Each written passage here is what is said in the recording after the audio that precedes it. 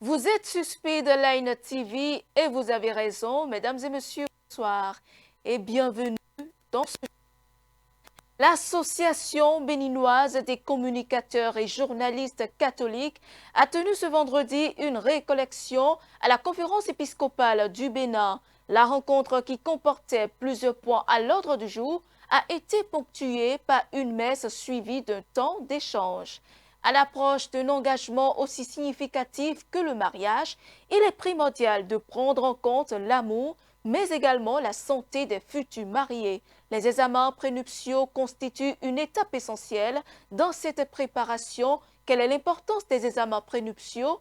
Élément de réponse dans cette édition. Et puis, hors du Bénin, l'Union européenne a un partenariat avec l'Afrique du Sud sur les minéraux. Bruxelles cherche à diversifier ses voies d'approvisionnement de ces matériaux indispensables pour l'industrie.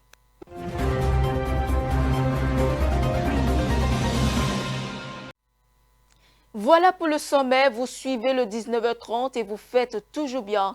Dans le cadre de sa rentrée pastorale, l'Association béninoise des communicateurs et journalistes catholiques a tenu ce vendredi une récollection à la conférence épiscopale du Bénin. La rencontre, qui comprenait plusieurs points à l'ordre du jour, a été marquée par une messe suivie de temps d'échange sur le thème « Communicateurs et journalistes témoins du Christ dans un monde en quête de vérité, quelle responsabilité face aux élections générales de 2026 au Bénin ?» Suivant le compte-rendu.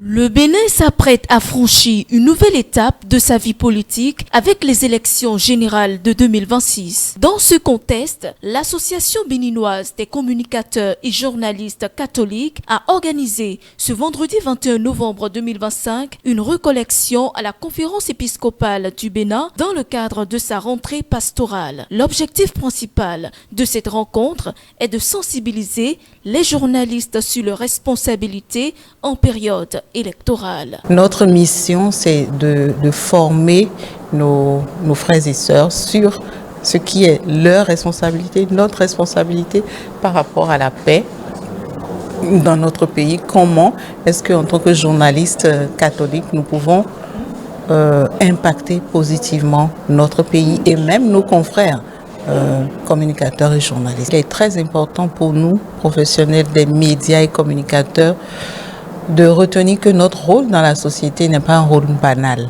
et que nous pouvons enflammer un pays comme nous pouvons être des acteurs de paix. Le choix de l'Association béninoise des communicateurs et journalistes catholiques, et je crois que c'est le choix de tous les chrétiens et de tous les Béninois, c'est d'être des acteurs de paix. Cette recollection a été un moment à la fois spirituel et réflexif, rythmé par la prière et l'échange autour du thème « Communicateurs et journalistes, témoins du Christ dans un monde en quête de vérité, quelle est notre responsabilité face aux élections générales de 2026 au Bénin ?» Animé par le père Anis Segnonvi, directeur à la communication de la conférence épiscopale du Bénin, la rencontre a souligné que le journaliste doit demeurer fidèle à sa mission fondamentale et ne jamais s'en détourner. Et nous avons essentiellement eu un temps de prière. À travers une messe, nous avons confié l'année au Seigneur. C'est lui qui est l'alpha et l'oméga de toutes choses. Il est le commencement et la fin de toutes choses. Nous lui avons confié donc cette nouvelle année pastorale. Nous avons imploré sa grâce sur chacun de nous.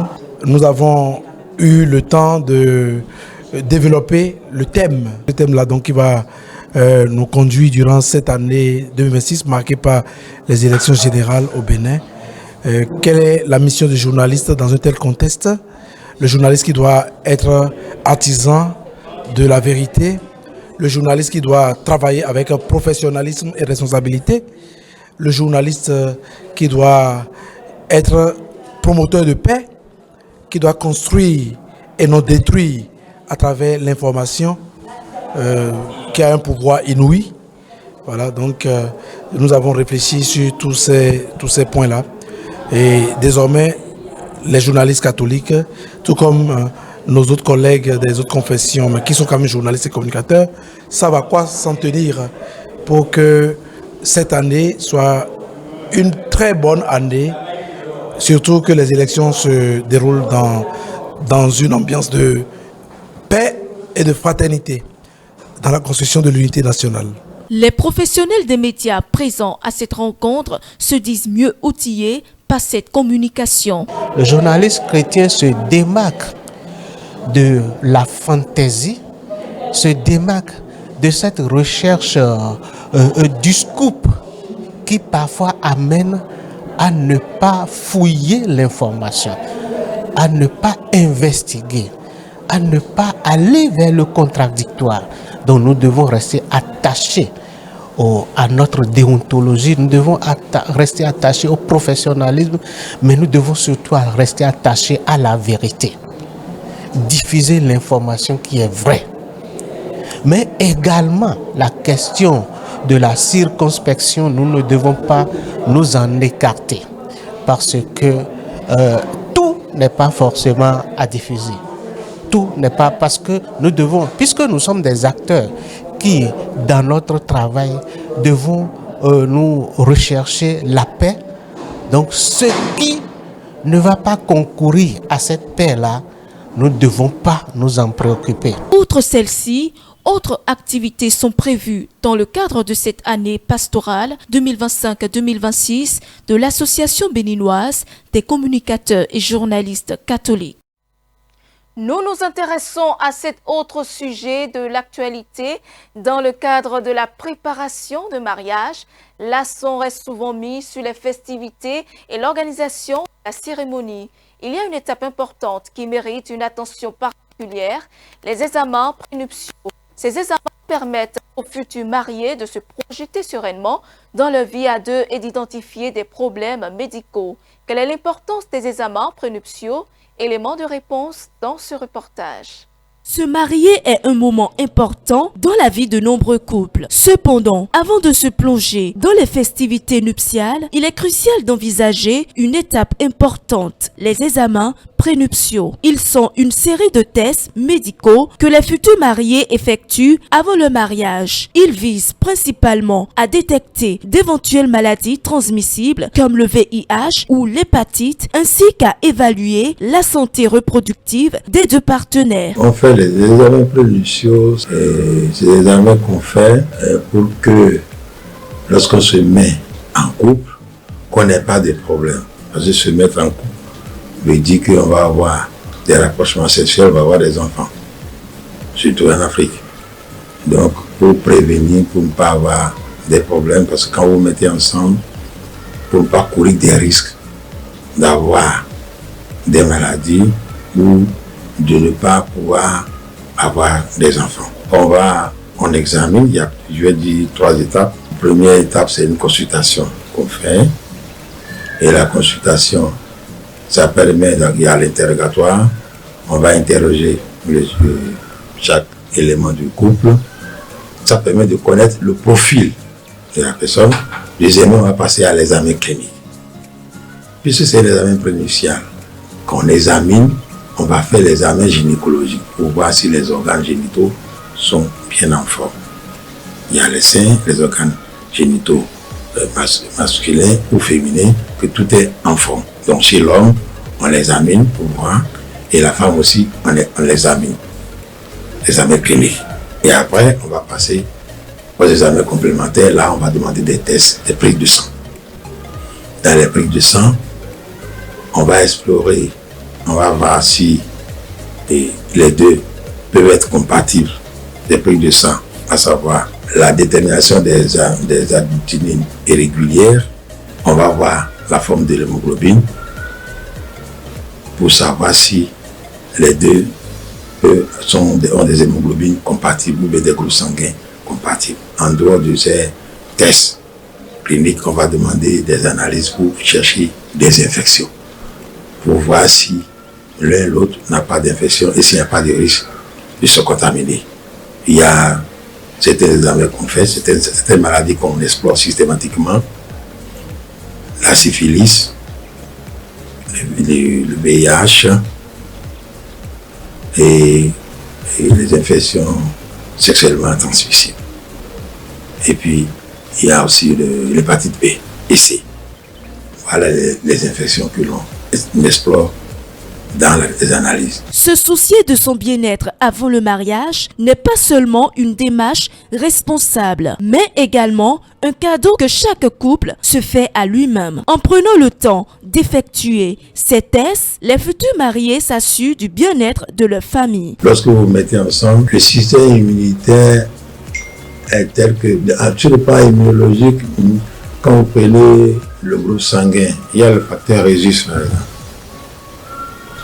Le Rhésus, quand la femme est de Rhésus négatif, l'homme est de Rhésus négatif, le Rhésus positif, il peut y avoir des problèmes immunologiques. C'est-à-dire, c'est sur le plan immunologique, les deux Rhésus qui sont opposés, ça va donner des anomalies et des problèmes. Ça va créer des problèmes chez l'enfant qui va être chez cette femme-là. Donc, le bébé va courir des risques. Et là, quand on sait déjà qu'il y a ce problème de Rhésus, ça va nous amener à savoir que quand il va y avoir des grossesses, on peut prendre des précautions. Donc c'est important de connaître. Si vous savez que votre partenaire c'est reproductif, vous avez le choix. Vous allez savoir que voilà ce qui vous attend. Si vous êtes prêt, vous y allez. En fait, tous ces examens-là permettent de savoir est-ce que c'est bon fait. Et on est en sécurité pour vivre ensemble. Les examens prénuptiaux ne sont pas seulement une formalité, mais une étape essentielle qui permet au couple de construire des fondations solides pour leur vie commune. Chaque jour, des millions de femmes à travers le monde franchissent le seuil de la maternité. Alors que la famille célèbre l'arrivée du nouveau-né, les nouvelles mamans se retrouvent avec des douleurs physiques et psychologiques. La période qui suit l'accouchement est marquée par une multitude de défis. Comment la femme peut-elle surmonter cette épreuve? Élément de réponse dans ce reportage. Lorsque l'enfant paraît, le cercle de famille applaudit à grands cris. Son doux regard brille, fait briller tous les yeux. Et les plus tristes fronts, les plus souillés peut-être, se dérident soudain à voir l'enfant paraître innocent et joyeux. D'ici Victor Hugo. Mais pendant que les regards sont remplis de joie, la mère ou la génitrice vient de loin. Elle est encore sous l'emprise des traumatismes postnatals que la vue du bébé semble atténuer. C'est la période postpartum qui peut durer jusqu'à 6 semaines selon le cas. Au cours de cette phase, la nouvelle maman est confrontée à plusieurs défis. Lorsque la femme finit d'accoucher, elle peut se mettre à saigner. C'est pas avoir une hémorragie du postpartum que l'on doit craindre le plus souvent. Parce que des fois, ça peut amener à la mort, cette hémorragie. Si on n'a pas le sang à côté, si la gestion rapide n'a pas été faite, il peut y avoir des douleurs. La femme peut, parce que l'utérus, normalement, après l'accouchement, doit revenir à sa forme initiale, doit être dur. Et c'est pourquoi chaque fois, on tâte le ventre de la femme et ça fait très mal. Ça fait mal. Donc, il y a les douleurs, il y a le stress pour cette femme-là qui peut dire, mais le bébé est arrivé, est-ce que je pourrais bien garder mon bébé? Comment je vais faire? Tant de questions que la femme se pose. C'est-à-dire, il y a des défis psychologiques. La femme est confrontée à tout ça. Bien qu'elle a désiré son bébé et qu'elle a le bébé dans les bains, c'est un truc très difficile. Il y a des femmes qui perdent l'appétit même après avoir accouché.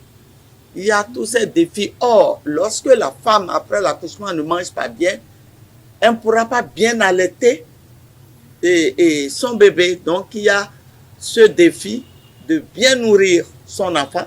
C'était la tétée, vous savez, après l'accouchement, les seins aussi font mal. Ça veut dire, surtout quand c'est la première fois que la femme accouche, c'est difficile. Elle a peur d'allaiter son bébé parce que ça fait mal. Donc, elle est confrontée à tous ces défis-là. La période de récupération postpartum peut s'étendre bien au-delà des 6 semaines conventionnelles. Cette phase est donc un moment où les soutiens familiaux sont essentiels pour permettre à la mère de retrouver son équilibre et de s'adapter à sa nouvelle condition. Laurence Monteiro, sage-femme à la retraite, fait quelques recommandations. Après être sortie de la maternité, il faut qu'elle puisse suivre ce que la sage-femme ou le gynécologue obstétricien lui recommande de faire. Donc, les recommandations, il faut qu'elle suive ça. Il faut qu'elle ait une bonne hygiène alimentaire, qu'elle mange bien, qu'elle se nourrisse bien. Et il faut aussi une bonne hygiène vestimentaire. Il faut qu'elle puisse bien se laver tout le temps. Parce qu'à force de donner à téter avec le sein, le lait maternel, tout, il faut qu'elle soit propre.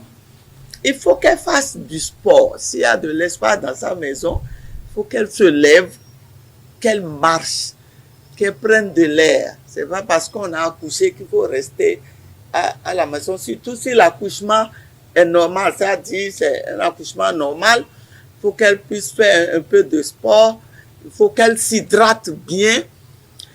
Mais si c'est une césarienne, par exemple, elle sait qu'elle va passer au moins 8 jours à la maternité.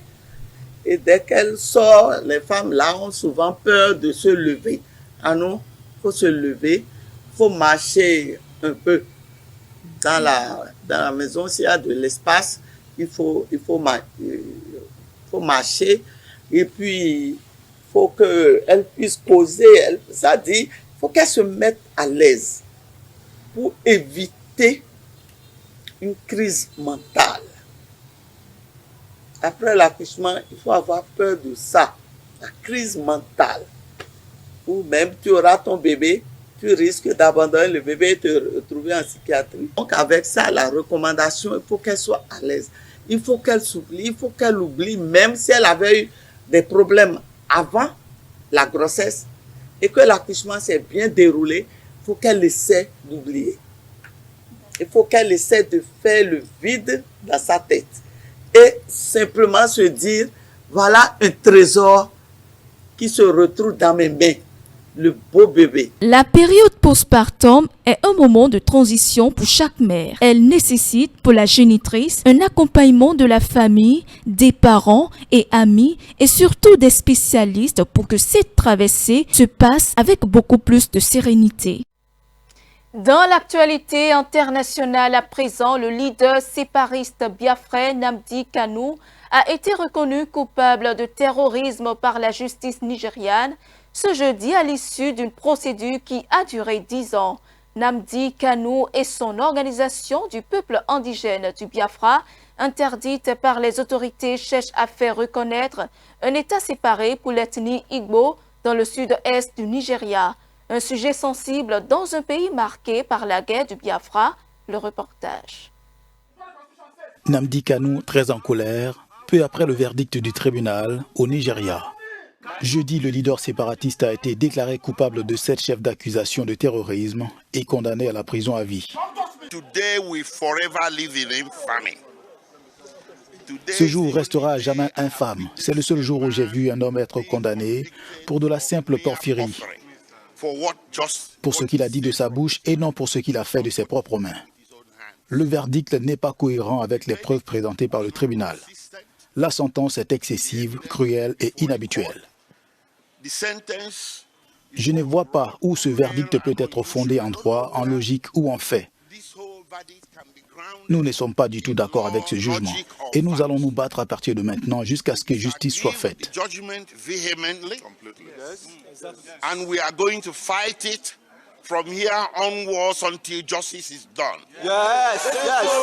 Arrêté en 2021, le fondateur du mouvement peuple indigène du Biafra, IPOB, est accusé de terrorisme et d'exécution extrajudiciaire dans le sud-est du Nigeria, région dont il réclame l'indépendance.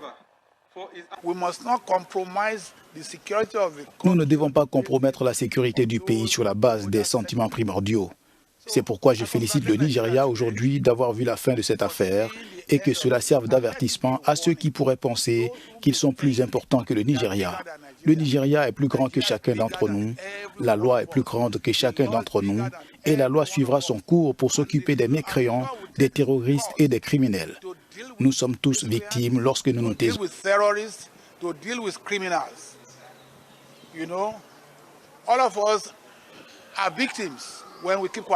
Kanu réveille un vieux souvenir sombre du Nigeria. Entre 1967 et 1970, le Biafra a connu une guerre de sécession qui a fait au moins 3 millions de morts selon des rapports historiques. L'Union européenne et l'Afrique du Sud ont signé ce jeudi un protocole d'accord sur des matières premières stratégiques 2 jours avant le début du premier sommet du G20 sur le continent africain. Il s'agit du 4e partenariat du genre signé entre l'UE et un pays africain après la Namibie, la République démocratique du Congo et la Zambie. Suivant.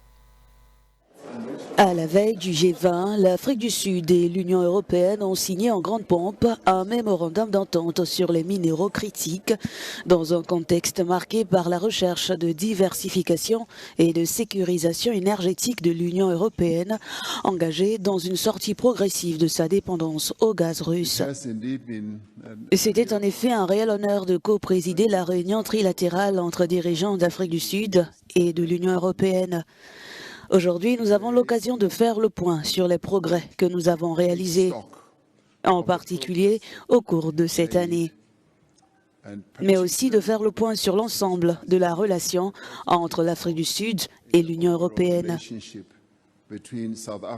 Nous qualifions cette relation de mature, une relation prévisible, fiable et fondée sur la confiance. Et nous sommes très heureux, en Afrique du Sud, d'avoir un partenaire comme l'UE, avec qui nous pouvons discuter d'un large éventail de sujets. La présidente von der Leyen faisait remarquer que nous nous étions rencontrés 4 fois cette année. Présenté comme un accord gagnant-gagnant, ce partenariat doit permettre à l'Afrique du Sud de ne plus seulement exporter ses minerais bruts, mais de développer des chaînes de valeur locales et de créer des emplois. La présidente de la Commission européenne a tenu à rassurer Pretoria sur ce point. Aujourd'hui, nous signons 3 nouveaux projets majeurs. Premièrement, avec la Banque européenne d'investissement, nous investissons 350 millions d'euros pour moderniser les infrastructures de l'Afrique du Sud, tant dans les transports que dans l'énergie, et cela inclut un soutien à la décarbonation de Transnet dans le cadre du partenariat pour une transition énergétique juste. L'Afrique est désormais au cœur d'une intense compétition mondiale et l'Union européenne n'entend pas se laisser distancer. La COP30 a été brutalement interrompue ce jeudi à Belém après un incendie qui a entraîné l'évacuation de plusieurs milliers de délégués et stoppé les négociations dans leur dernière ligne droite. Un contretemps qui survient alors que les discussions patinent toujours sur le financement climatique et la sortie des énergies fossiles. C'est après moi. Au Brésil, l'avant-dernier jour de la COP30 a été marqué par un incendie des pavillons utilisés pour la conférence mondiale sur le climat.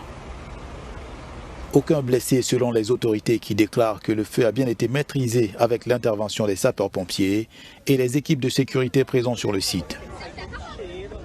Le ministre brésilien du Tourisme Celso Sabino a déclaré aux journalistes que le feu s'était déclenché près du pavillon de la Chine qui faisait partie de plusieurs autres installés pour les événements en marge des débats sur le climat. Les médias indiquent qu'une grande partie du site du sommet de Belém était encore en chantier jusqu'à l'ouverture des assises, avec des poutres apparentes, des planchers en contreplaqué et des couloirs métalliques menant à l'extérieur du centre de convention. Cette conférence porte sur une transition écologique juste, notamment pour les populations les plus exposées aux effets du dérèglement climatique. La COP30 met à l'honneur les peuples autochtones, acteurs essentiels de la protection de la nature.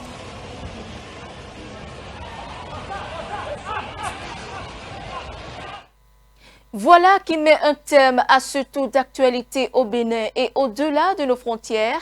Merci pour votre fidélité. Suivez-nous en continu sur speedlinetv.bg/live et sur nos différents canaux digitaux Facebook, YouTube et TikTok.